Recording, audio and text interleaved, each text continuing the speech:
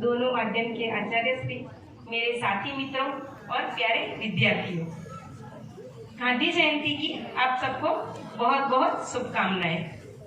मैंने बचपन से ही गांधी जी के बारे में बहुत ही सुना है और बहुत सारी बातें भी सुनी हुई हैं। यहाँ पे स्कूल में आने के बाद भी गांधी जी के बारे में बहुत सारी बातें भी सुनी, ऐसे ही बहुत सारे कार्यक्रम भी देखे हमने और बहुत सारी किताबें भी पढ़ी है मैंने। तो उसमें ही मैंने एक गांधी जी की किताब पढ़ी है। गांधी जी के बहुत सारे लोगों के साथ रिश्ते थे और उनकी बहुत सारे लोगों के साथ अनन्य मैत्री भी थी। तो ऐसे ही गांधी जी के साथ एक मीरा बहन के साथ भी अनन्य मैत्री थी। तो उसके ही रिलेटेड मैंने एक बुक पढ़ी, तो मुझे ऐसा लगा कि उसका ही एक प्रसंग मैं आज आपके सामने प्रस्तुत करना चाहती हूँ। तो मीरा, उनका नाम असल में मीरा नहीं था, तो उनको गांधी जी ने ये नाम दिया था। वो कौन थे? तो वो थे मैडलिन। मैडलिन स्लेड का जन्म 22 नवंबर 1892 को सरे इंग्लैंड में हुआ था। उनके पिता sir Edmund Slade British Royal Army के एडमिरल थे और लंबे समय तक विदेश में रहे। मैडलिन ने अपना अधिकांश बचपन सरे के खूबसूरत गांव में बिताया। महान जर्मन संगीतकार और पियोना वादक गुडविल वैन बीथोवेन का संगीत, जो 18वीं शताब्दी में पैदा हुआ था, उनके दिमाग में आया। इसलिए उन्होंने इंग्लैंड में बीथोवेन के संगीत पार्की के लिए एक कार्यक्रम आयोजित किया। 1924 में रोमे रोला द्वारा लिखी गई गांधी की एक छोटी जीवनी को पढ़ने के बाद मैडलिन के जीवन में एक मोड़ लिया। उस किताब में रोमे रोलैंड ने गांधी जी को 20वीं सदी का सबसे महान व्यक्ति और दूसरा जीसस कहा था। मैडलिन गांधी के अहिंसा और सेवा के विचारों से प्रभावित हुए और उन्होंने गांधी को पत्र लिखकर अपने आश्रम में रहने की अनुमति मांगी। गांधी जी ने कठोर जीवन और भारत की विभिन्न जलवायु के लिए मंजूरी दी और साथ में उन्होंने चेतावनी भी दी, लेकिन मैडलिन दृढ़ थी। 1925 में नवंबर में मैडलिन भारत पहुंचे।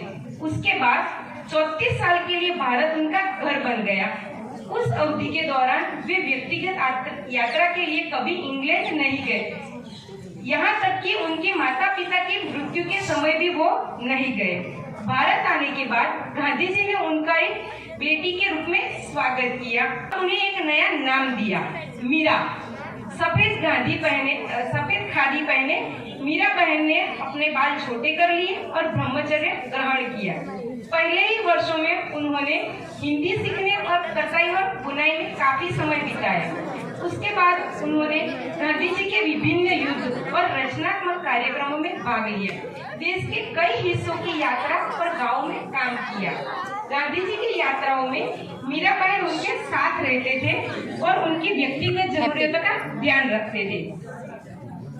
कुछ ही दिनों में सभी लोग मैडलिन को मीरा बहन बुलाने के आदी हो गए। एक दिन आश्रम में कुछ लड़के अंदर से जातीय इशारों में पकड़े गए। बापू ने प्रार्थना में अपना दुख व्यक्त किया और घोषणा की कि वह एक सप्ताह का उपवास करके अपनी गलती का प्रायश्चित करेंगे। शाम को मीरा बहन ने बापू को कहा, तुम उपवास करोगे? क्यों? तो बापू ने कहा, क्या आप नहीं जानती? मैं जानती हूँ, यह कभी कभी बड़े बच्चों से होता है, हर जगह होता है, लेकिन ये इस आश्रम में हुआ है। पूरे देश के लोग इस आश्रम पर अपनी नजर बिछाए बैठे, इस विश्वास के साथ कि यहाँ मानवता का आदर्श उभर रहा है। मैं चरित्र निर्माण के लिए निरंतर प्रयासरत हूँ, यह मेरे आश्रम में चलेगा ही नहीं। इसलिए बापू ने निर्णय किया कि वो एक सप्ताह का उपवास करेंगे। तो क्या उपवास करोगे? क्या होगा अगर आपकी तबीयत खराब हो जाए? मैं और क्या कर सकता हूँ मीरा? उन्हें दंडित करने का कोई मतलब नहीं है।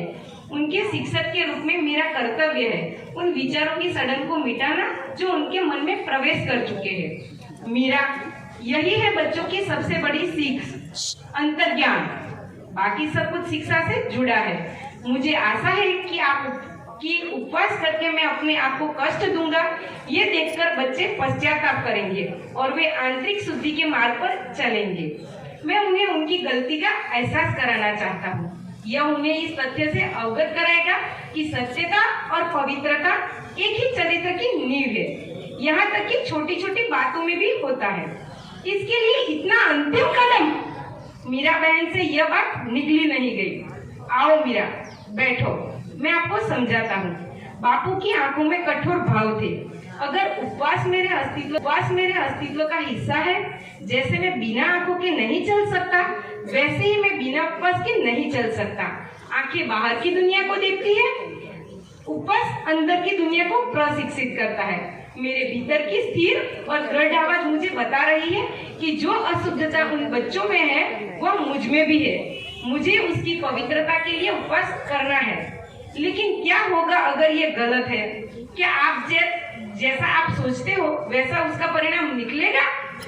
लेकिन फिर भी अगर मैं ऐसा कुछ करते हुए मर जाऊं तो मुझे दुनिया को बताने का मौका मिलता है। मूर्ख बुड्ढे की भी यही भावना थी। बापू खुद का मजाक उड़ाते हुए हंसने लगे। मीरा बहन भी हंसी में शामिल हो गए।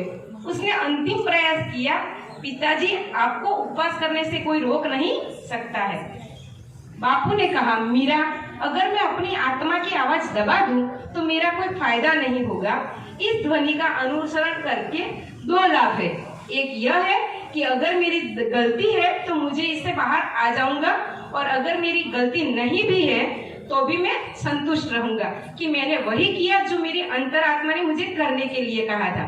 अगर मेरे पास एक गुरु होता तो मैं अपना शरीर और आत्मा उन्हें दे देता और कहता कि वह करता जो उन्होंने कहा। लेकिन ऐसा गुरु इस युग में नहीं मिलता। केवल एक ही चीज जो मैंने सीखी है वह है अंतरात्मा को गुरु बनाना और हजारों गलतियां होने पर भी सत्य के मार्ग पर चलना। मुझे अपना रास्ते जाने दो। बापू की आंखों में फिर से वही जाना पहचाना हास्य और शांति उभर आई। सजल नेत्रे बापू के सिर पर तेल मल रहे थे। मीरा बहन के मन पर अब तनाव नहीं था। बापू के उपवास का विज्ञान और शास्त्र दोनों समझ गए। उपवास के दिनों में बापू ने मौन धारण किया। उनका मानना था कि मौन आत्मा से शुद्धियों को दूर करता है। मीरा बहन को उनके छोटे छोटे पत्र मिले जिसमें मन को बिना विचलित हुए अपनी दिनचर्या बनाए रखने का निर्देश दिया गया था।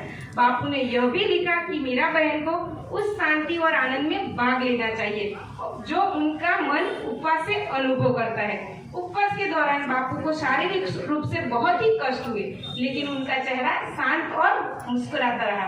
उनके आगमन के साथ हुए इस अनुभव ने मीरा बहन को आगामी परीक्षाओं के लिए भी तैयार कर दिया। तो ऐसे ही बहुत सारे प्रसंग में मीरा बहन बापू के साथ जुड़े रहते थे और मीरा बहन को भी पता था कि जो बापू दृढ़ निश्चय करते हैं वो उसको पूरा करके ही रहते।